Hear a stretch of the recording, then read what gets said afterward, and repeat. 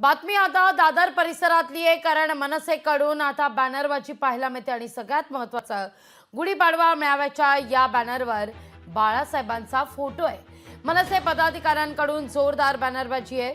पुन्हा ठाकरे बंधू एकत्र येण्याच्या चर्चा या निमित्तानं पुन्हा जोर धरत आहेत।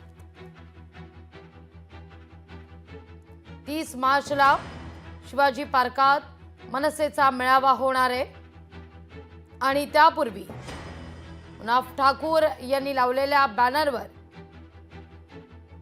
प्रबोधनकार ठाकरे, बाळासाहेब ठाकरे सुद्धा दिसतात। या सगळ्या संदर्भात उद्धव ठाकरे यांनी काय वक्तव्य केलंय पाहूया आपण। सर्वांना बाळासाहेबांच्या नेतृत्वाखेरीज दुसरा पर्याय नाही हेच त्यातून दिसते। आणि जर आता महाराष्ट्र जिंकायचं असेल तसं जसं गेल्या वेळेला ह्या गद्दारांनी सुद्धा बाळासाहेबांचा फोटो वापरला, तसं सगळ्यांनाच बाळासाहेबांचा फोटो वापरण्याखेरीज काय पर्यायच राहिलेला नाही।